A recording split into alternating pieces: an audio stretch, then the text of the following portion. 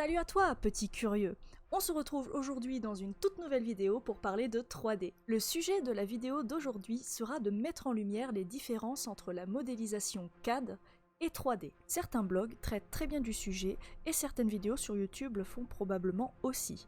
Mais aujourd'hui, nous irons plus loin en appréciant les exemples de plus en plus fréquents de complémentarité entre ces deux domaines, comme celui de Vitaly Bulgarov qui a modélisé dans un logiciel CAD l'armure de Alita Battle Angel. Commençons par parler des logiciels de CAD, Computer Aided Design. Ce sont des logiciels qui sont utilisés pour remplacer le dessin technique. On y dessine des formes géométriques qui seront extrudées, chanfreinées, trouées, etc.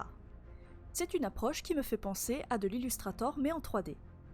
On peut créer des intersections très facilement, un peu à la manière de l'outil Pathfinder pour ceux qui connaissent. Les logiciels de CAD sont utilisés pour faire des designs précis d'éléments industriels, tels que du design d'automobile, du design de mobilier, des pièces mécaniques et j'en passe. C'est pourquoi tout possède une mesure très précise. Quelques logiciels de CAD plutôt connus sont SolidWorks, Rhino, CATIA, Fusion 360 et bien d'autres. Concernant les logiciels de CAD, vous l'aurez compris, on travaillera la plupart du temps avec des formes et des tracés, et non directement avec un maillage de polygones. C'est au moment de la finalisation de notre modèle qu'on peut lui générer un maillage.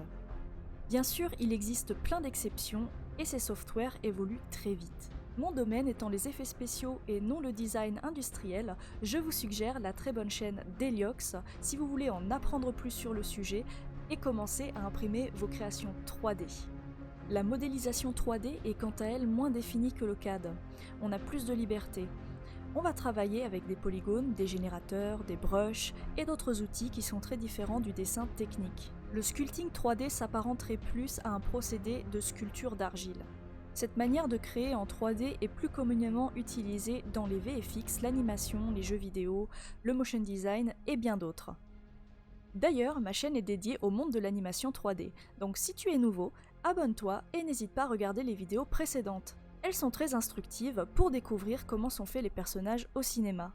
Tu vas être étonné de savoir tout ce qu'il est possible de faire et de savoir qu'il existe même des spécialistes de poils en 3D. Oui, fourrure et cheveux n'ont plus de secret pour certaines personnes. Maintenant, parlons de cas particuliers qui sont fascinants. Je vais vous parler d'artistes incroyables qui utilisent des logiciels de CAD, mais dans le monde des VFX, du concept art ou encore du motion design. Et ce que je trouve incroyable, c'est que par conséquent, leur création pourrait carrément être usinée.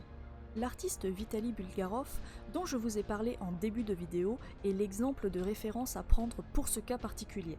Regardez ces créations de toute beauté. Elles sont réalisées majoritairement dans le logiciel CAD MOI, Moments of Inspiration, si vous voulez le nom complet. Ce qui m'impressionne le plus, c'est qu'il est très actif dans le monde du cinéma, mais il a aussi travaillé pour une société coréenne qui développe des robots, et autant dire que c'est monstrueux. Au moins, on peut positiver en se disant que s'il y a une guerre de robots dans le futur, le design sera stylé. On retrouve plein d'autres exemples d'utilisation de CAD dans des domaines où on ne l'attendait pas. L'artiste Ashtorp, par exemple, l'utilise pour créer certains éléments pour ses vidéos. Chez les motion designers, The French Monkey en fait autant. Linus Zoll ou encore Stinge Orlan sont aussi des artistes qui utilisent des logiciels de CAD en complément de logiciels comme Cinema 4D pour créer leurs visuels. J'espère que ce sujet t'a passionné et que tu as découvert une nouvelle manière de voir la 3D. Personnellement, je trouve cette complémentarité incroyable. Je t'invite à t'abonner à ma chaîne si ce n'est pas déjà fait pour en apprendre plus, à me suivre sur Instagram pour ne pas louper une seule de mes créations si le cœur t'en dit. Et si tu veux devenir l'un de mes petits élèves, je t'invite à aller sur montuto.com pour commencer dès maintenant. Voici d'ailleurs un petit code promo rien que pour toi. Et sur ce, je vous dis à très bientôt!